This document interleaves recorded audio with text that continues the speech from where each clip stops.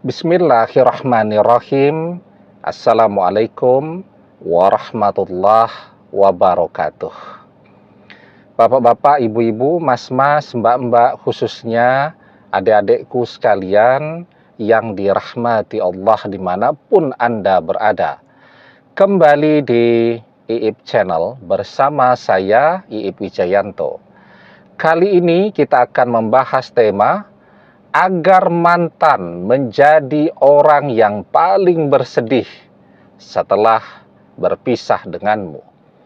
Nah, kita kan biasanya berusaha untuk menyentuh hati mantan agar mereka sedih, begitu kan? Setelah itu mantan menyesali sudah berpisah dengan kita dan minta kembali. Maka apa yang orang lakukan? Biasanya dia curhat di media sosialnya tentang penderitaannya. Apa yang kemudian didapatkan? Apakah mantan kembali? Jawabannya tidak. Malah mantan jadi tambah semangat memamerkan kemesraannya bersama orang ketiga. Ya, ada juga yang kemudian menceritakan tentang berbagai penyakitnya, ya. Sekarang setelah dikhianati mantan, dia jadi mudah sakit-sakitan dan seterusnya.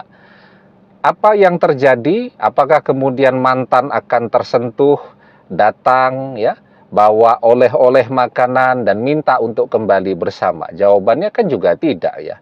Mantan justru menjadi semakin bersemangat, ya, untuk memamerkan kebahagiaannya bersama pasangan barunya. Nah, itulah realita hidup. Ketika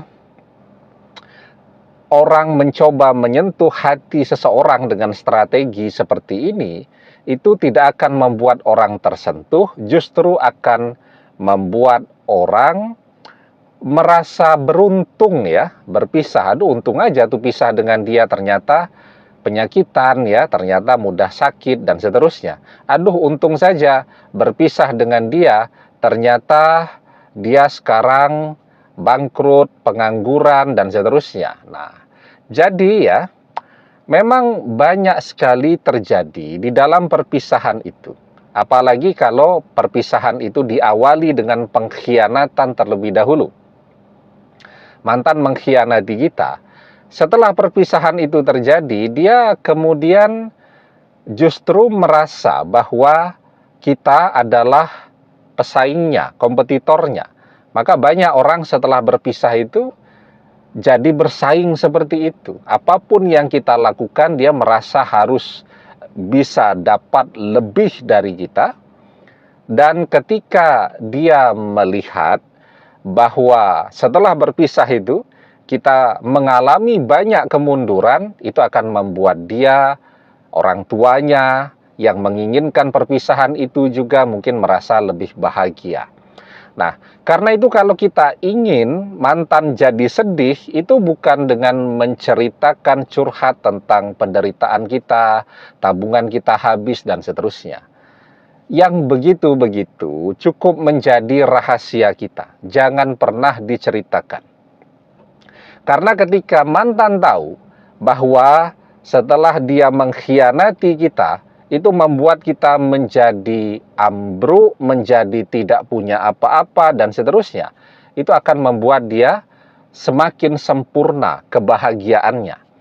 Dan sebaliknya, ketika dia melihat postingan-postingan di media sosial kita, isinya kesuksesan kita, ya, tabungan kita yang bertambah banyak, bisnis kita yang semakin hebat, kemudian popularitas kita yang semakin meningkat, follower kita yang berlipat ganda, dan seterusnya. Nah, yang seperti ini nih, yang kemudian justru akan membuat mantan bersedih dan sangat mungkin membuat mantan menjadi orang yang paling menyesal sudah mengkhianati kita.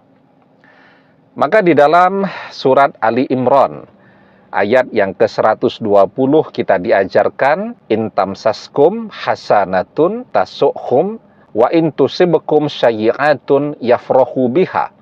Jika kamu memperoleh kebaikan, niscaya mereka bersedih hati. Tetapi jika kamu mendapatkan bencana, mereka bergembira karenanya. Nah, karena itu, kalau kita ingin mantan bersedih, jangan pernah menceritakan tentang kesusahan-kesusahan kita di media sosial. Ceritakan saja tentang berbagai kesuksesan, kegembiraan kita, kita menikmati hidup kita, dan seterusnya. Karena ketika mantan melihat betapa bahagianya kita, justru itu adalah penderitaan baginya. Demikian, semoga bermanfaat. Wallahu a'lam bissawab, billahi taufik wal hidayah. Assalamualaikum warahmatullahi wabarakatuh.